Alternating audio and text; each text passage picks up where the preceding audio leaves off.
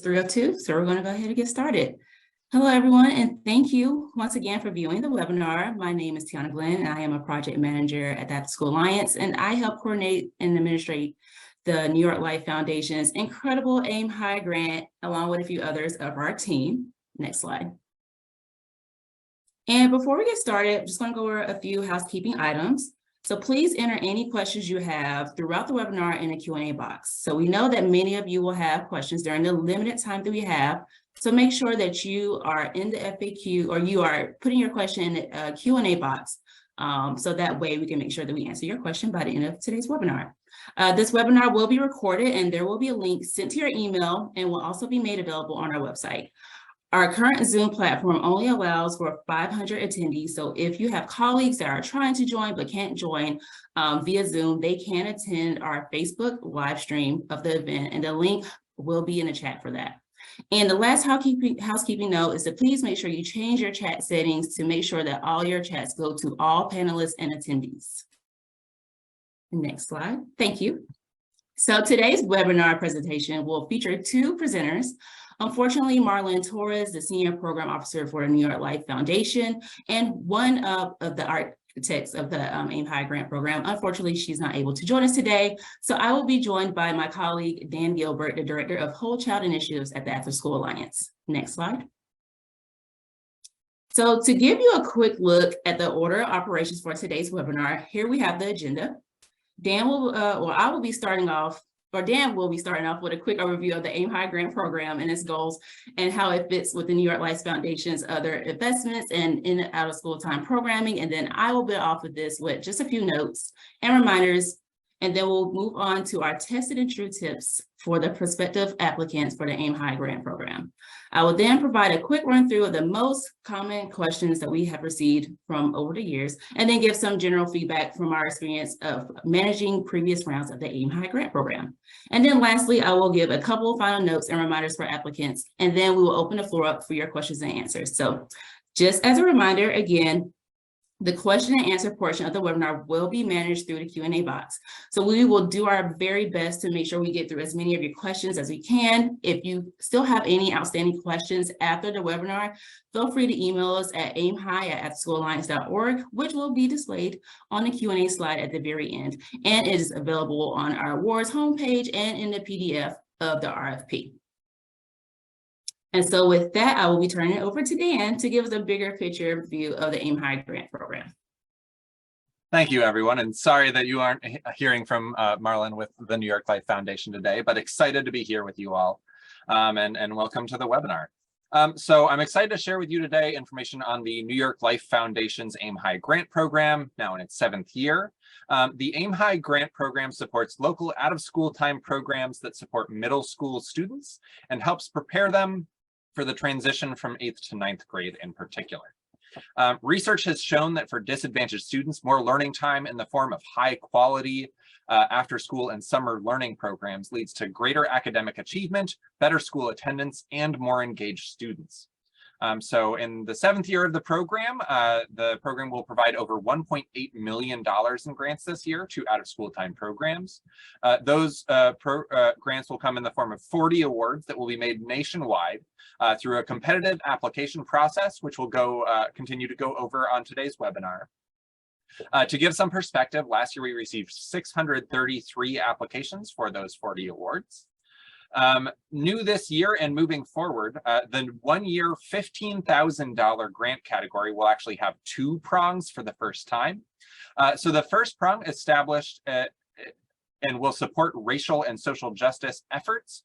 And the second prong in this one changes every year based on the priorities that the foundation is hearing from the fields. So for 2023, the second prong or priority area will focus on supporting youth mental well-being. This is all in an effort for the foundation to be responsive to the field and direct funding to their priority areas and priority areas that they are hearing from the field. So 10 of the 1-year $15,000 grants will be going towards racial equity and social justice efforts, and 10 of the 1-year grants will be going towards youth mental well-being. So next slide. Oh, no, we're already on the next slide. So the Aim High program complements the foundation's ongoing national investments supporting out-of-school time programs that work with middle school youth. So the foundation's mission, or the New York Life Insurance Company's mission as a company, is to provide financial security and peace of mind through their financial products. And these values are aligned with the work that they do through the New York Life Foundation. So research shows that students who get to 9th grade prepared and on time are actually 4 times more likely to graduate from high school. And so this important step helps put students on the right path for academic and financial success. Since 2013, the New York Life Foundation has invested over $68 million in national middle school out-of-school time efforts, supporting organizations that provide thousands of middle school youth with after-school and summer learning programs. Next slide. So the Aim High grant program was created to support local and smaller programs that fall outside of the New York Life Foundation's national level grant making strategy. And so the RFP helps them broaden the foundation's investments and reach more communities and more small programs. So they look at programs that can track, measure, and report against what research shows are key indicators for success in high school. Those factors include, but are not limited to, academic performance, school attendance, on-time graduation to 9th grade, and developing strong social and emotional skills.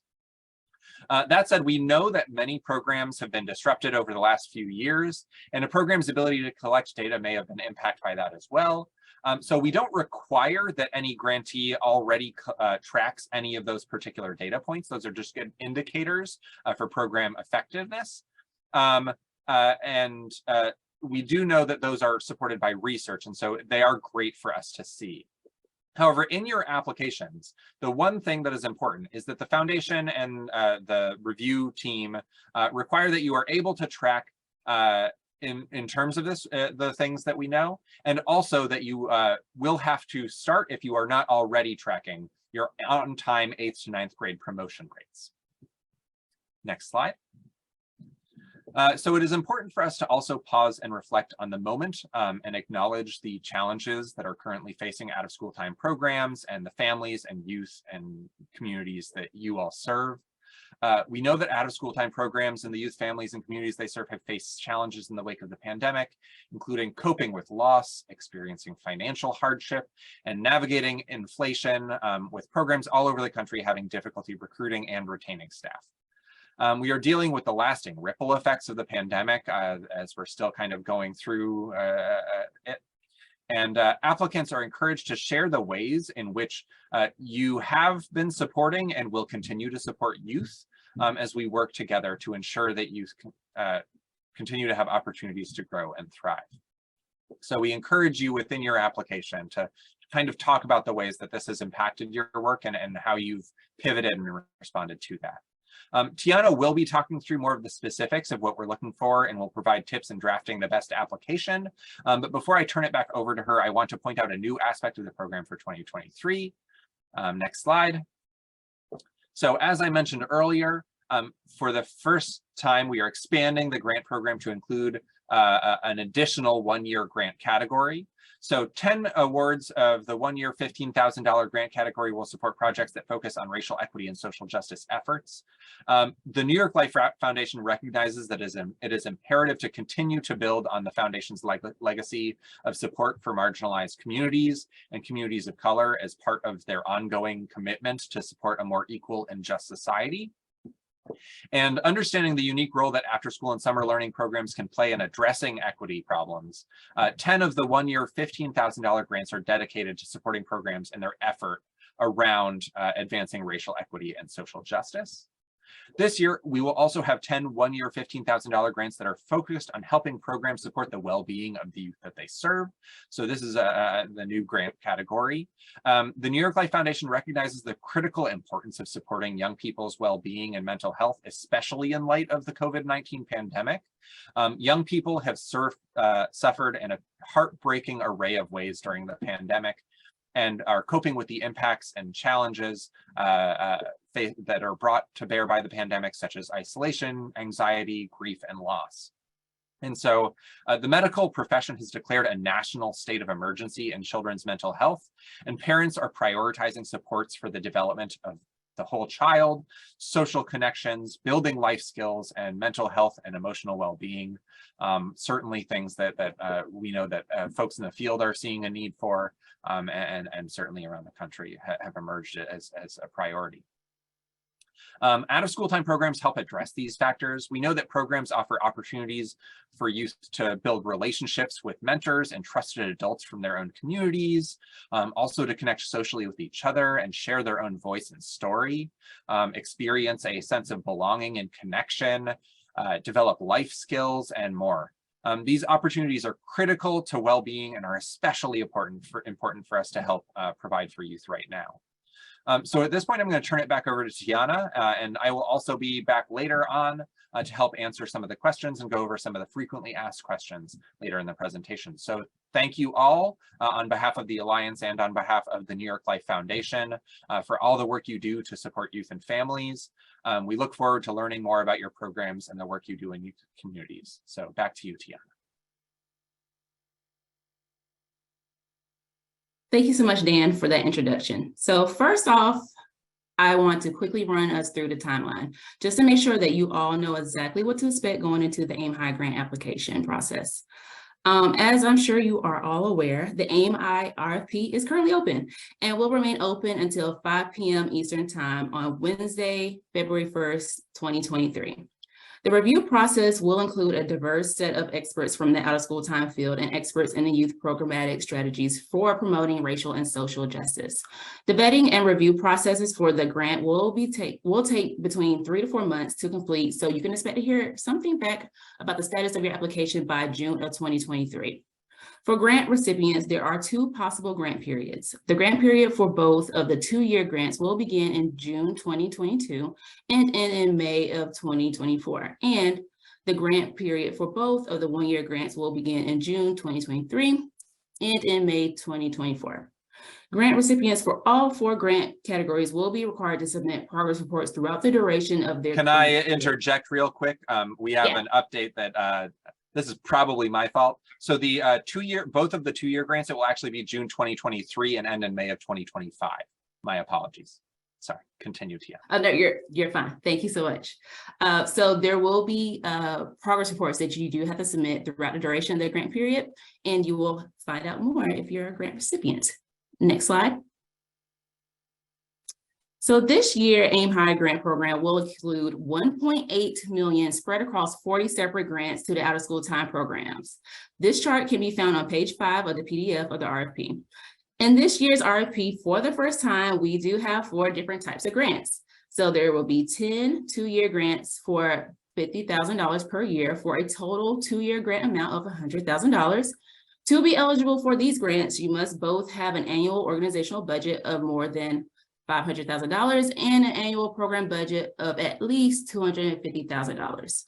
We also have 10 2-year grants for $25,000 per year for a total 2-year grant amount of $50,000. So to be eligible for these grants, you must have an annual organizational budget of at least $250,000. There is no minimum program budget to be eligible for these grants. And then we have 10 1-year grants for $15,000, which are focused on helping programs to improve the supports they provide to youth related to social injustice and racial equity efforts. And then lastly, the new tier we have, which is 10 1-year grants for $15,000, which is focused on helping programs to support the well-being of the youth that they serve. So for the purposes of the AIM-HI grant program, both organizational budget and program budget will be defined by annual expenses rather than revenues. The budget that you should use to meet these eligibility requirements should be from the most recent completed fiscal year. Next, I'm going to quickly run through the eligibility requirements that an organization or program needs to meet in order to be eligible for the AIM-HI grant program.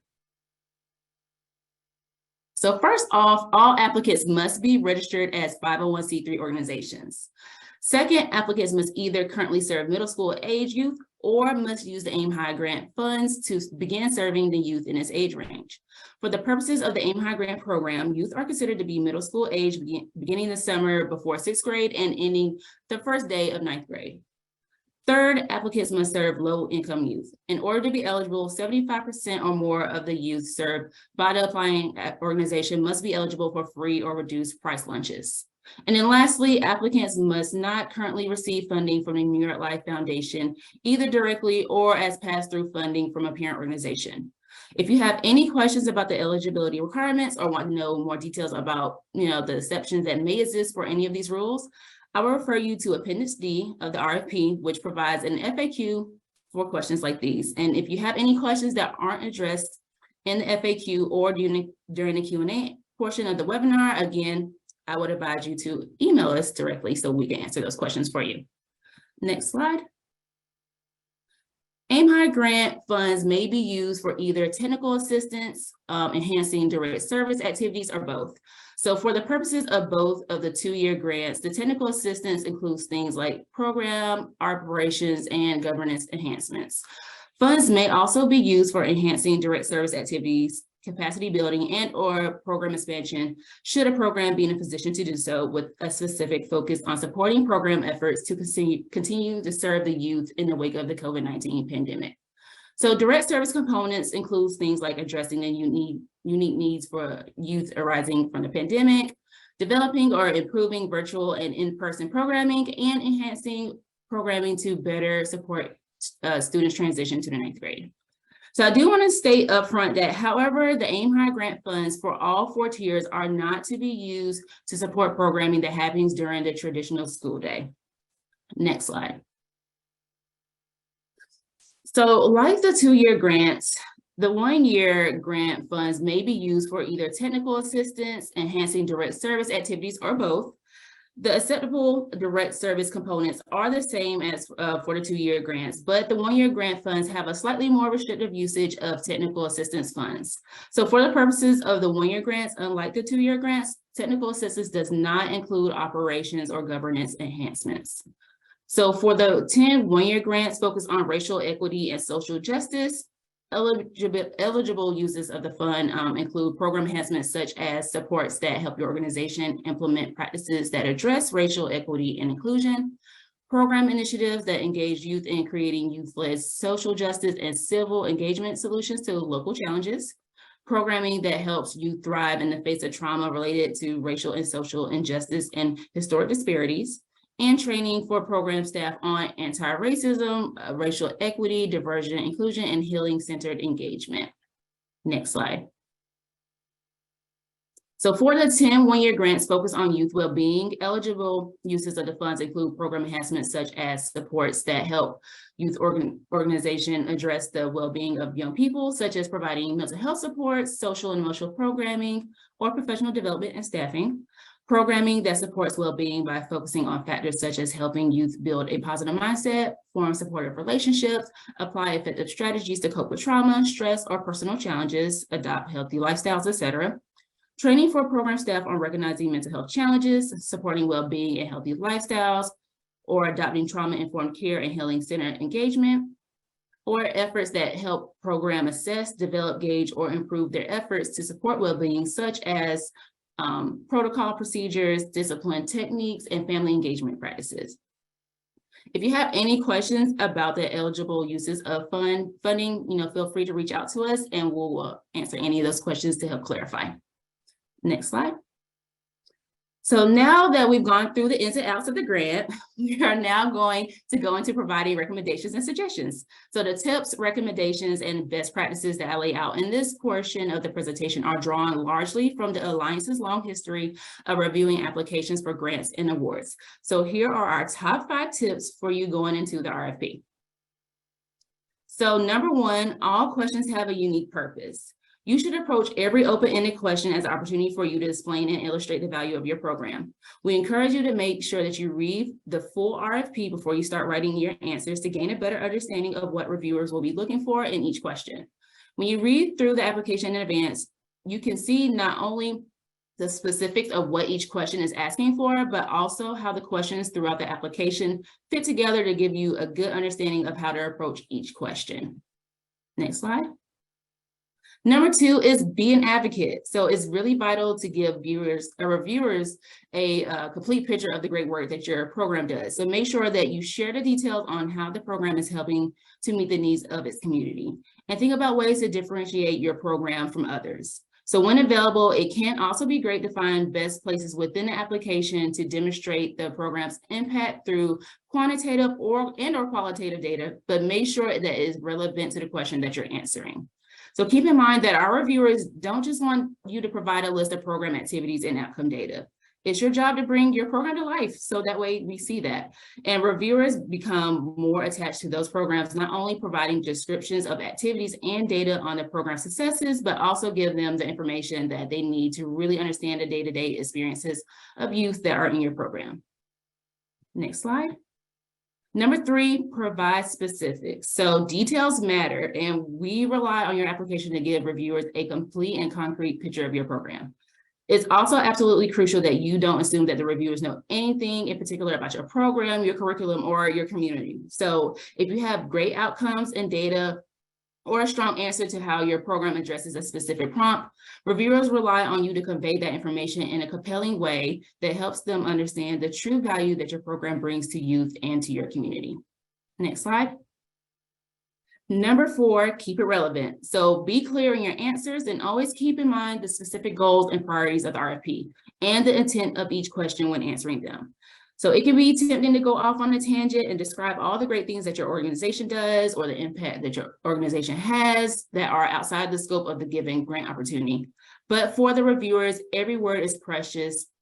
It's a precious opportunity for you to give them important information that addresses the question that is at hand. So not only is it keeping it relevant, helpful for you as an applicant, but making sure that you're answering the questions within those word limits is also helpful as well. And it's helpful for the reviewer to easily identify the point that you're trying to make. Next slide. And then number 5, read, reread, have someone else read, then read it again. We all been there, the moment when you press send or click the submit button, and then you immediately think about all those typos or errors that come to mind.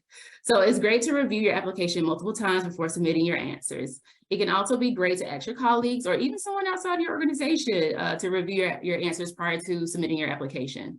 A fresh set of eyes is great for both finding those little errors that drive us crazy and for finding places where you can fortify your application by providing additional details or context. Another reason for having someone else read your application is to help you avoid jargon. It's important to make sure that your answers to the questions in the application are clear and concise.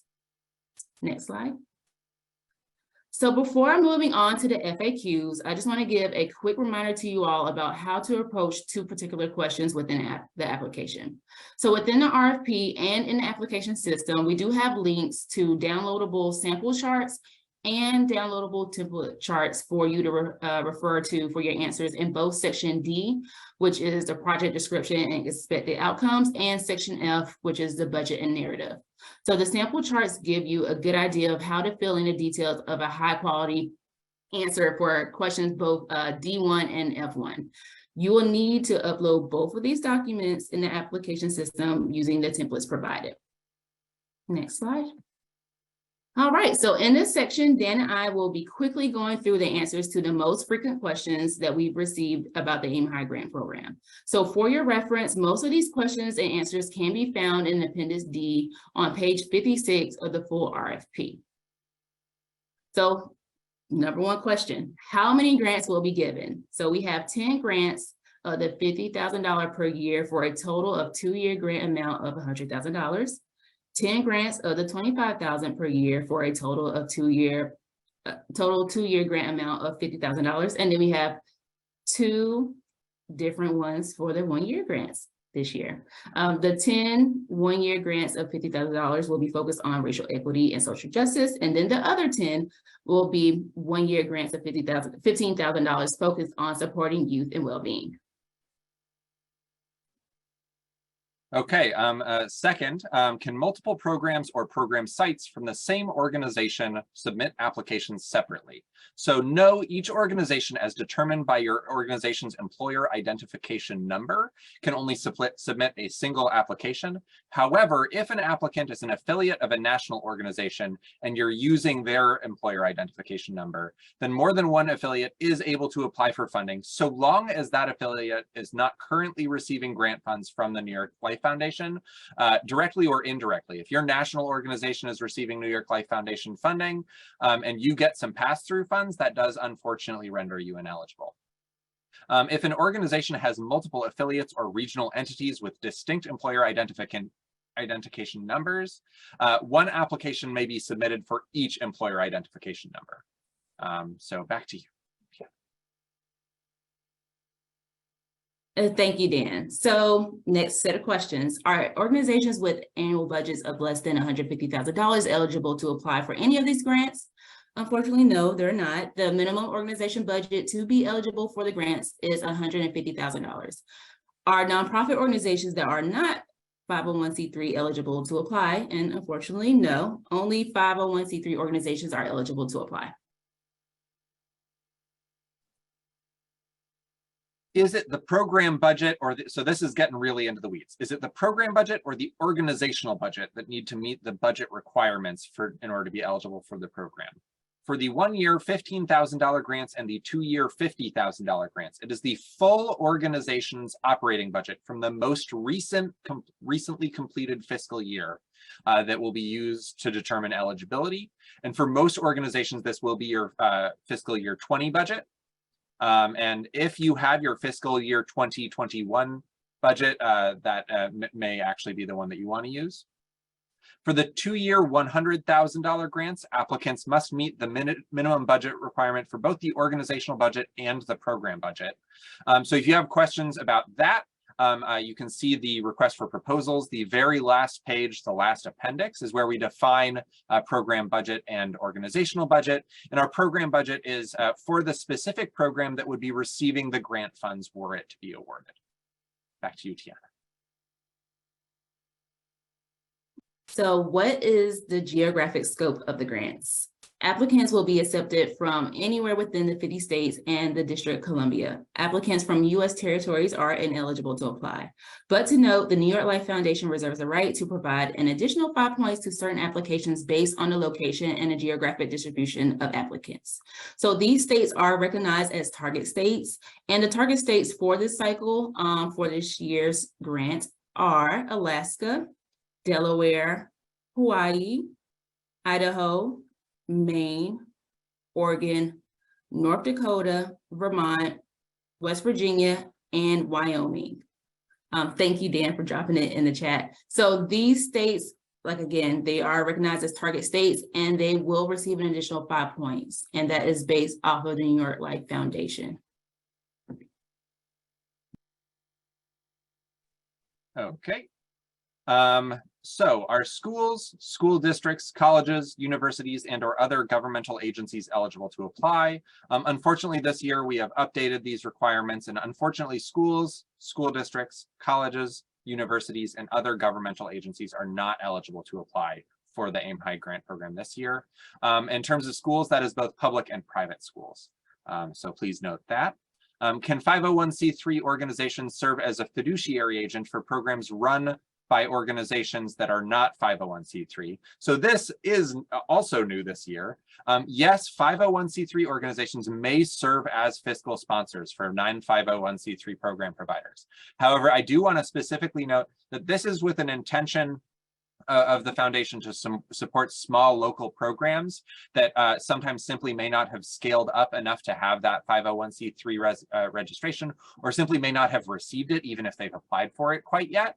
This is not for large, like think multi-million-dollar organizations who simply have chosen not to, for strategic reasons, pursue their 501c3. This isn't a way for large organizations to find a workaround. This is to support the small programs who may not quite have gotten to the 501c3 step yet. So the intent for this program is to reach those small community-based programs, and that's what we're going to keep an eye on as we're considering this fiscal sponsorship option. Back to you, Tiyana. So I think this one might actually be the #1 question that we get a lot. Can I get a recording of this webinar? And the answer is yes. This is a yes answer. This webinar is being recorded and the link will be sent to you via email and posted on the Afterschool Alliance webinars page. And so here I'm going to give you the super quick synopsis of our feedback from the first few rounds of the Aim High grants. First off, the first 6 rounds of the Aim High grant program, we were really grateful for the wealth of high quality applications from all over the country. And with hundreds of applications submitted in each of the 6 years of the program, we have now given out 172 grants to out of school time programs. And it's important to make sure to double check everything to make sure that your application is top notch and can stand out from the crowd, because it's very crowded, as you can see. Next slide. I want to reiterate that the reviewers who will ultimately be reading your application are on your side. If it were up to us here at the Afterschool Alliance, Marlyn, her colleagues at the foundation, or any member of our review panel, we would love to see each and every applicant receive the funding they need to continue serving their youth. The reviewer's job is to narrow the field, so we are not going to go through and pick favorites. They are not going to do that either. So we are trying to provide objective scores to each section of the application and weighing them according to the rubric that's aligned with the point values that were provided in the application itself. Your job as the applicant is to both provide thorough answers to each question that address all of the different aspects of the questions as asked, and also to provide a bigger picture and details throughout the application that gives the reviewers the information that they need to not only score your application highly, but to also advocate for you and promote your application in discussions with other reviewers. Next slide. So applicants that did their best typically made a compelling argument that they were a good fit for the stated objectives of the Aim High grant program. So applicants, they specifically addressed the 8 to 9 grade transition. Applicants that focus their answers on benefits and services provided to middle school aged youth, as opposed to like elementary school or high school. And just a note here, new and very young programs, or those just starting with middle school youth, often had greater challenges standing out. So keep this in mind when it comes to applying. Next slide. And then lastly, the number one reason that applicants lose points in the first round was when their responses to the questions left aspects of those questions unanswered. So while we know that it's very tempting to simply run off with so-called, plug and play development language, it's very important to make sure you take time to tweak your answers to ensure that it's a good fit for the question at hand. So pay attention to those specific aspects of those questions that you need to answer or address.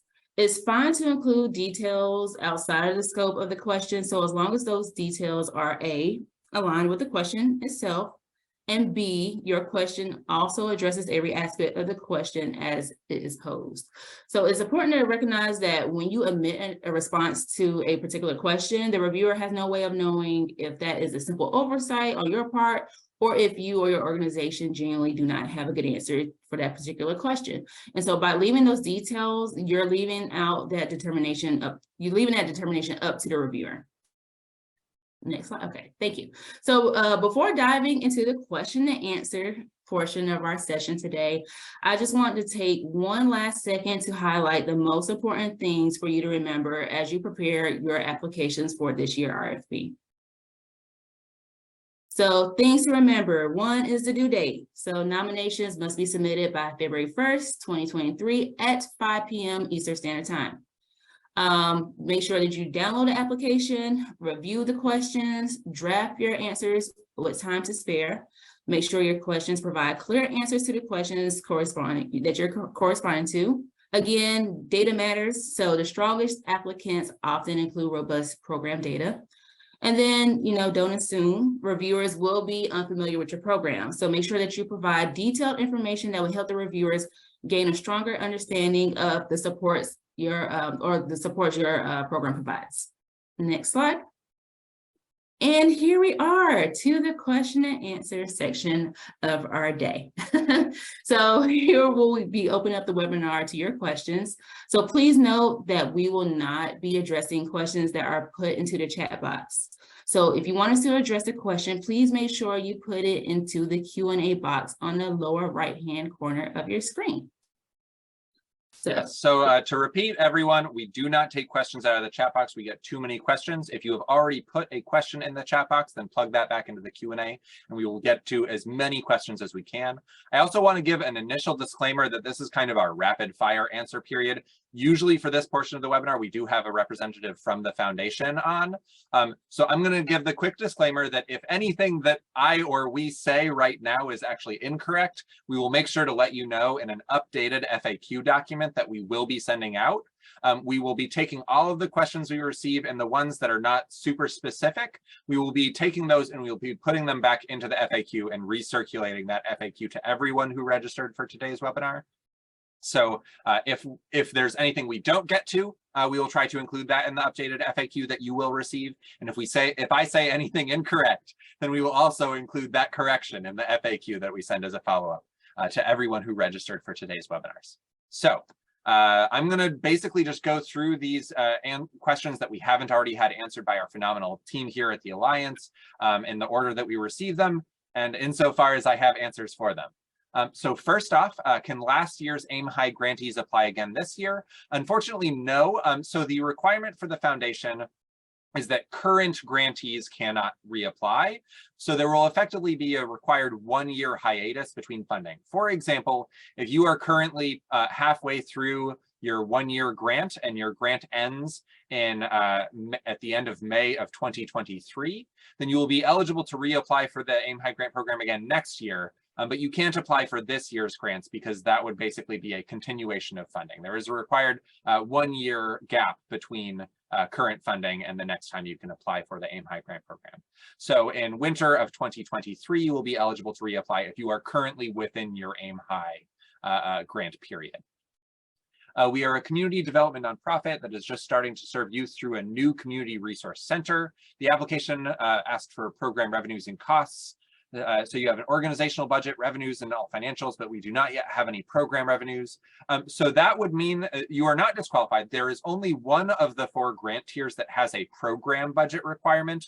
That is the $100,000 grants. So if you are applying to start a new program or program site, then you would then have to apply for the 2-year $50,000 grant. So that's $25,000 per year, because your quote unquote program budget for the program that would receive the funds if awarded is effectively 0 if that program doesn't currently exist. Let's see. I am confused by the time. Okay.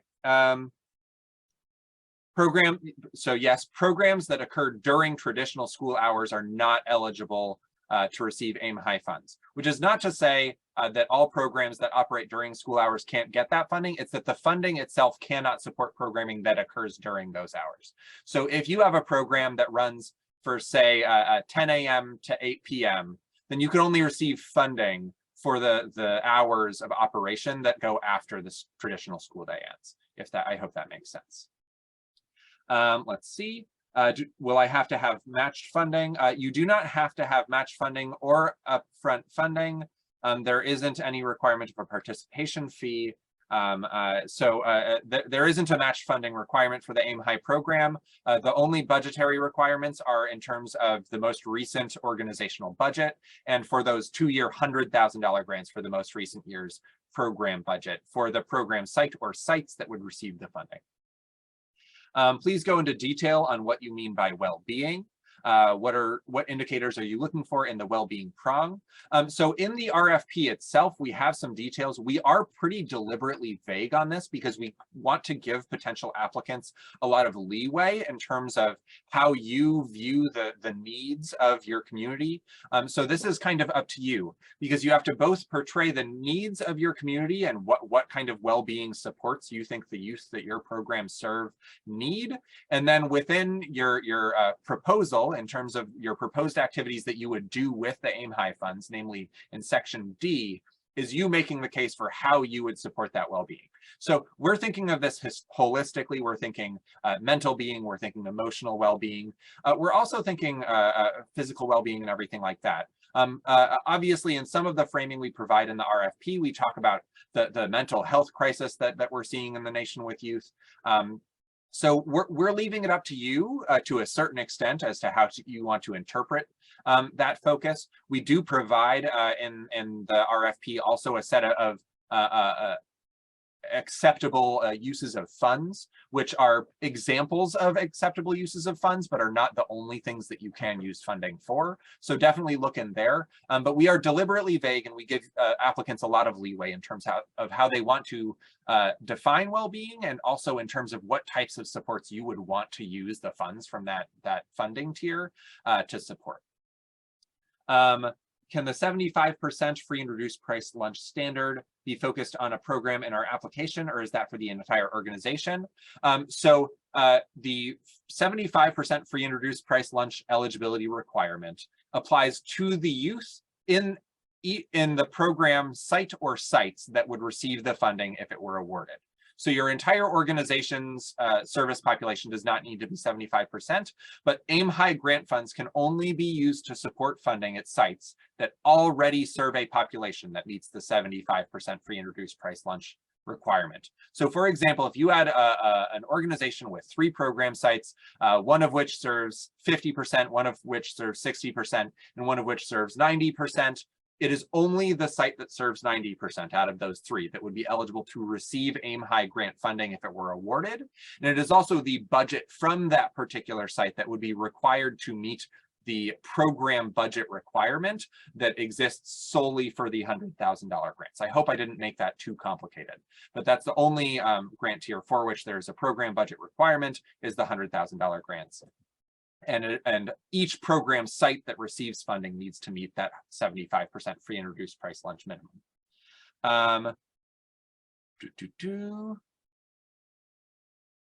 There are no point deductions for organizations that were previously funded. I will say that every year the grant program has gotten more and more competitive. We have seen one organization thus far that has received an AIM High grant in multiple rounds of the grant. And we have had more than that have applied. So just be aware that having received a grant in the past means that you probably have good language to start with, but it doesn't mean that you're necessarily going to have an easy time with going through another round. Let's see.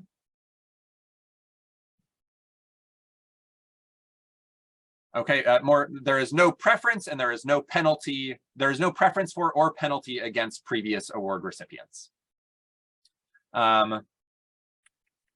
For organizations that are using a fiscal sponsor, does the organizational budget requirement apply to the fiscal sponsor or to the non-501c3 organization? It would apply to the non-501c3 organization, to the organization that would receive the funding if it were awarded and that operates the programs in question. So it is the organization that operates the programs that needs to meet the organizational budget requirement, even if they have a fiscal sponsor. Do projects that are proposed to have to be new initiatives that enhance current programming, or could it be for current program activities and expenses? So it can technically be for current program activities or expenses, but it cannot be used to support work that you would be able to do otherwise, if that makes sense. I guess the best way to describe it is that it is intended to support some kind of new component, whether that's additional hours, a new site, a new curriculum, a new training, or any combination of the above listed things. But generally, I would say you could theoretically use your application to make a pitch for general operations funding. Given how competitive the grant program is, we wouldn't do anything particularly different is probably not something that reviewers are going to respond pretty strongly to.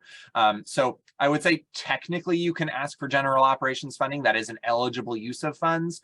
I would, having participated in every review process thus far, I would be very surprised if that application rose to the cream of the crop and ended up receiving a grant. Tiyana, if you see a question that is important to answer, feel free to interject. I know I am going through very fast. I'm just trying to get through as many as we can. No, you're doing fine. I would say that there are a lot of questions that are more so specific to New York Life Foundation. So I guess a question to you is, what do you recommend for those that have a lot of questions that would be more specific to New York Life? I see a lot of questions as far as like if they currently receive funding from the foundation, can they still be considered for this?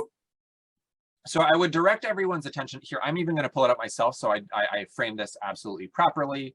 I'm going to take a look at the RFP. So there are a few, so the overall rule is that organizations that are receiving funding from the New York Life Foundation are ineligible to apply for the AIM High grant. But there are a couple specific exceptions laid out to that. So I'm going to say, employee, let's do Control F, live, let's do this. Okay.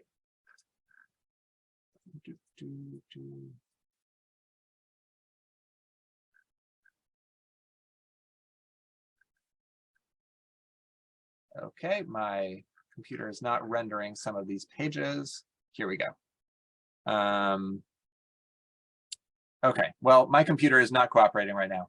But the bottom line is basically, so if you are receiving donations from New York Life Insurance Company employees, and you are also receiving some matching funds from the New York Life Foundation through their matching gift program, that does not render you ineligible. Those gifts are not the kind of foundation support that it will render you ineligible.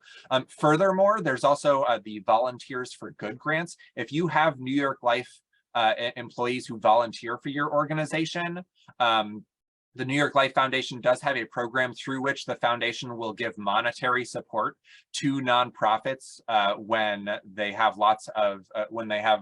some of their employees giving certain numbers of volunteer hours there. So if you have New York Life volunteers who work with your organization and you receive funding through the Volunteers for Good program, that also does not render you ineligible.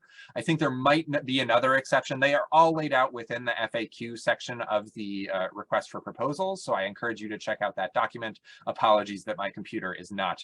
Oh, thank you, Tiyana.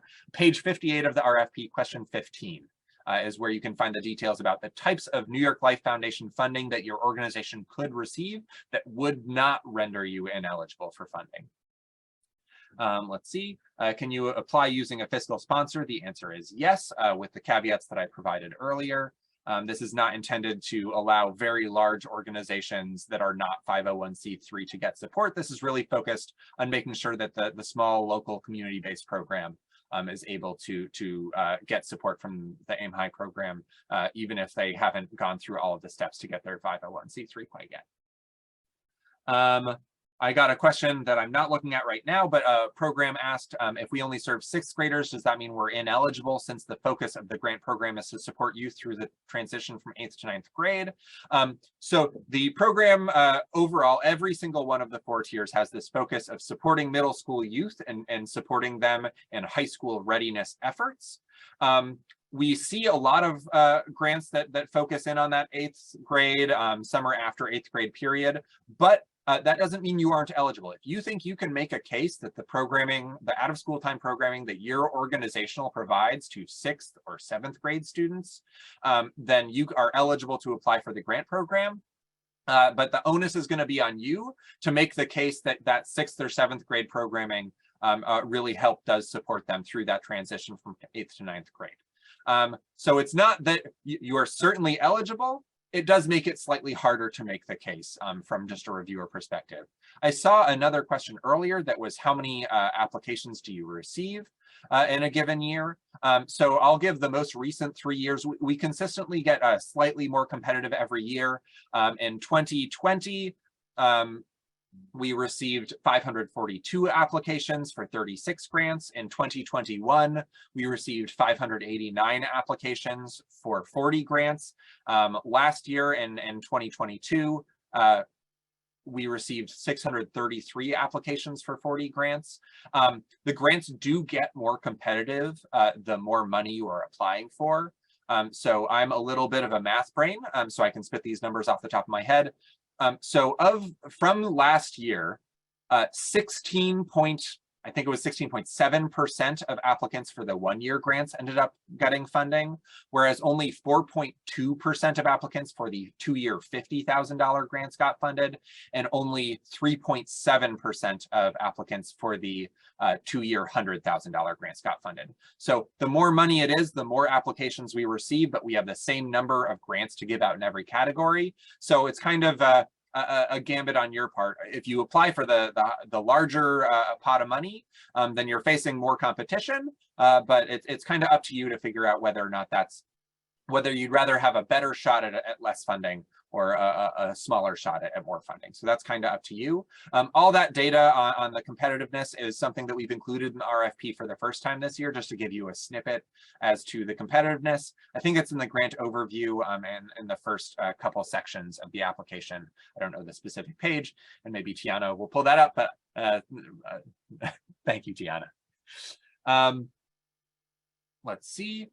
So for the well-being grant, how much data would you like to see on participants once they've entered 9th grade? So it is great to see for all grant tiers, we do not require that programs who apply for the Aim High grant program serve youth that once they enter high school or collect data on youth once they enter high school. However, we also recognize that providing a continuity of programming can be invaluable to youth. And if you do actually have access to that data on not just ninth grade matriculation rates, but also on how kids are doing once they're in 9th grade, certainly include that, because if you have proof that kids who go through your middle school programming do well in 9th grade, that is exactly the type of thing that this program wants to see. It will certainly help you make the case. We don't require that you provide that data. And we know that access to high school data, especially for programs that and organizations that may not serve high school aged youth, is difficult.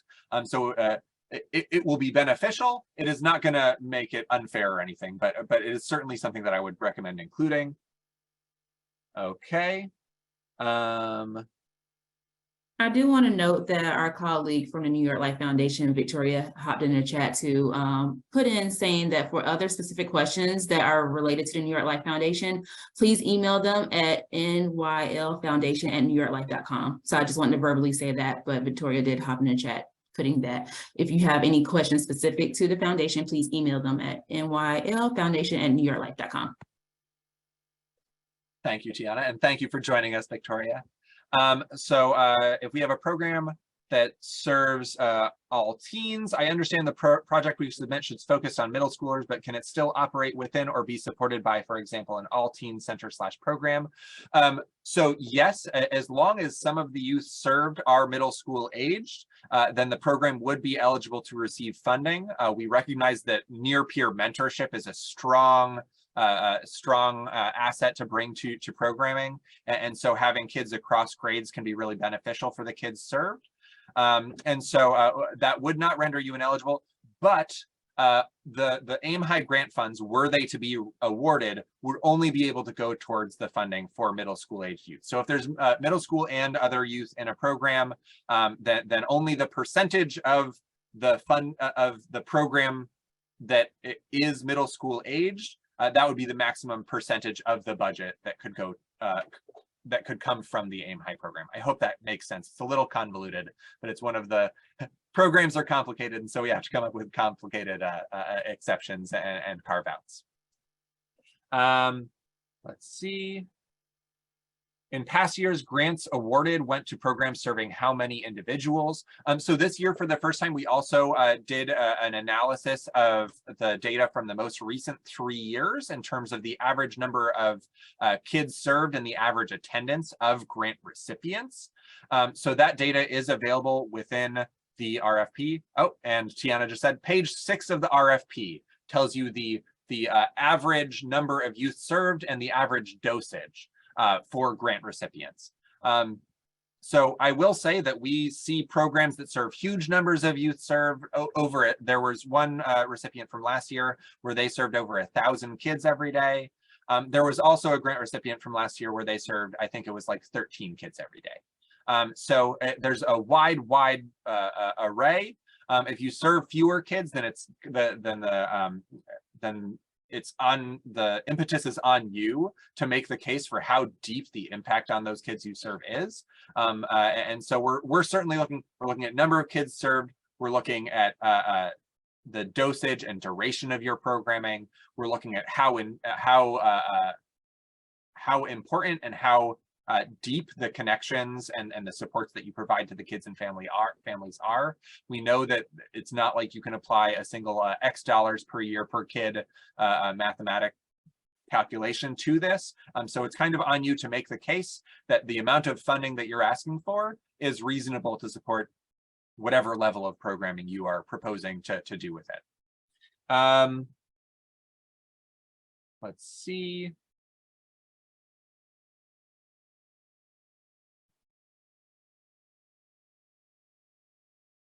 Can a funded program take place in multiple locations? For example, some activities in the school, after school, and some in a community center? Yes.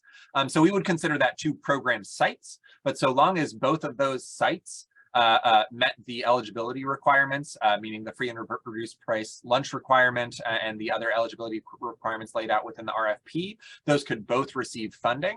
And I do want to note in that case, it is the combined budget of any sites that are applying and would receive funding that would be used to meet the program budget requirement for the $100,000 grants, if that's the one that you're looking at. Let's see. If my organization meets the eligibility requirements, but the budget is a little lower than $150,000, are you disqualified? Unfortunately, yes. The smallest grants, the smallest budget requirement of any grants is that we is $150,000. To be eligible for the 1-year $15,000 grants, your organizational budget from the most recently completed fiscal year has to be $150,000. So if you fall short of that, I'm sorry, but unfortunately you would not be eligible to apply this year. Hopefully next year your budget will eke up above that number, and we'll see you then. But sorry for that. Let's see.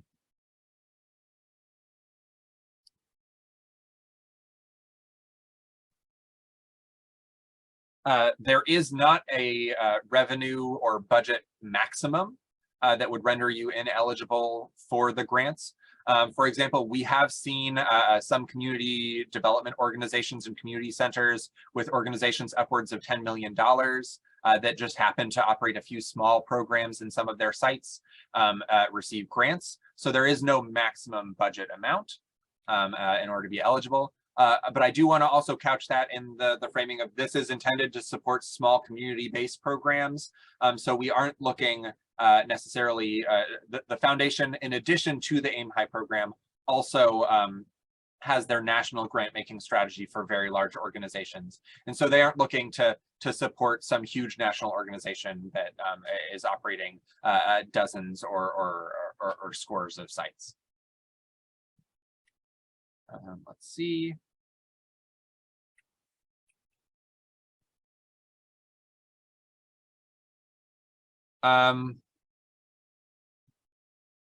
Okay, there is no minimum number of youth that needs to be served.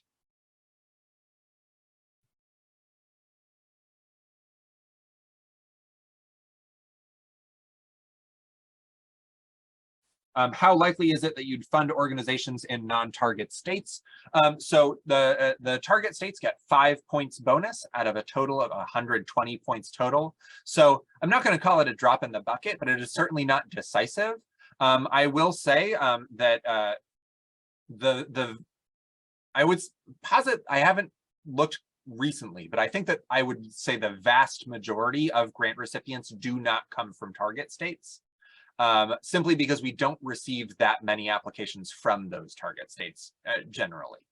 We're trying to improve our outreach to the target states this year and try to get into those target markets. But certainly if you aren't in a target state, that is in no way an indication that you can't put in a competitive application, because the vast majority of the awards that we give out are to programs that are not in target states. Dan, I hate to be the bearer of bad news, but we have reached time. We have reached time. We reached 4 o'clock. So thank you, Dan, so much for taking the time to go through those questions for the audience. And thank you all for your time and your interest in applying for the New York Life Foundation's AIM High Grant. So I hope you found this to be an informative webinar, and we wish you the best of luck for your at your application. If we did not get a chance to answer your question today, please make sure you reach out to our email address that is displayed on the screen, aimhigh@afterschoolalliance.org. And if you have a specific question for New York Life Foundation, NYL Foundation at foundation.org. Is that right, Dan? I think I messed that one up. I put you on the spot. But either way, make sure that you send our questions over if you have anything that we did not get a chance to answer today. And while Dan looked that up and he dropped it in the chat, perfect. NYL Foundation at newyorklife.com. Thank you so much. So before we wrap up today, Dan, anything else you want to add or include? Just wanted to say good luck to all of you. Thank you so much for joining us for today's webinar, and we wish you the best of luck with your applications. Have a good one, y'all. Thank you. Have a good day.